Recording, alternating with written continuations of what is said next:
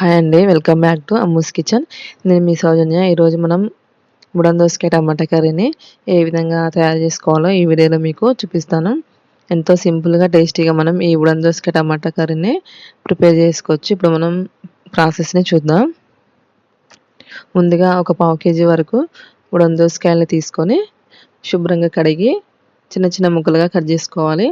ఇవి కంపల్సరీగా చేదనేవి చెక్ చేసుకొని మనం కట్ చేసుకోవాలి. ఇప్పుడు మనం స్టవ్ ఆన్ చేసుకొని ప్యాన్ పెట్టుకొని అందులో ఒక 3 స్పూన్ల వరకు ఆయిల్ వేసుకోవాలి. ఆయిల్ హీట్ ఎక్కాక ఒక హాఫ్ స్పూన్ పోపు గింజలను వేసుకోవాలి. అలాగే ఒక కప్పు ఉల్లిపాయ ముక్కలు, పచ్చిమిర్చి ముక్కలు వేసుకోవాలి. ఉల్లిపాయ ముక్కలు మగ్గినాక ఒక హాఫ్ స్పూన్ అల్లం వెల్లుల్లి పేస్ట్ వేసుకోవాలి. అల్లం వెల్లుల్లి పేస్ట్ కూడా మగ్గినాక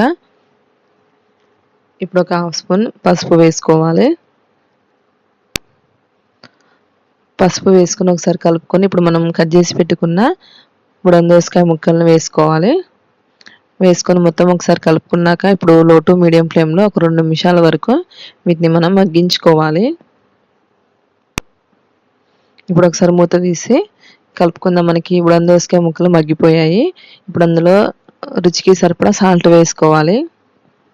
సాల్ట్ వేసుకొని ఇప్పుడు మనం ఒక కప్పు వరకు టమాటా ముక్కల్ని వేసుకోవాలి. ఇప్పుడు మొత్తం ఒకసారి కలుపుకున్నాక ఇప్పుడు ఫ్లేమ్ లో టు మీడియం ఫ్లేమ్లో ఉంచుకొని ఒక 5 మినిట్స్ వరకు వీటిని మధ్య మధ్యలో కలుపుకుంటూ ఉడికించుకోవాలి. 5 మినిట్స్ తర్వాతకి ఒకసారి మూత తీసి కలుపుకోవాలి. మనకి టమాటా ముక్కలు, బుడం దోసకాయ ముక్కలు రెండు కూడా ఉడికిపోయాయి. ఇప్పుడు అందులో 1 టీ స్పూన్ కారం వేసుకోవాలి. కారం వేసుకొని లో ఫ్లేమ్లో 1 నిమిషం వరకు మగ్గించుకోవాలి కారంని కూడా. ఇప్పుడు అందులో కొంచెం కొత్తిమీర వేసుకుందాం. కొత్తిమీర వేసుకొని ఒకసారి కలుపుకొని ఇప్పుడు లో ఫ్లేమ్లో మూత పెట్టుకొని ఒక 2 నిమిషాల వరకు కర్రీని ఉడికించుకోవాలి. 2 మినిట్స్ తర్వాతకి మూత తీసి ఇలా ఆయిల్ అనేది పైకి వస్తుంది మనకి కర్రీ మొత్తం ఉడికినాక. ఇప్పుడు మనం స్టవ్ ఆఫ్ చేసుకుందాం. అంతే అండి. ఈ విధంగా మనం బుడం దోసకాయ టమాటా కర్రీని ప్రిపేర్ చేసుకోవచ్చు.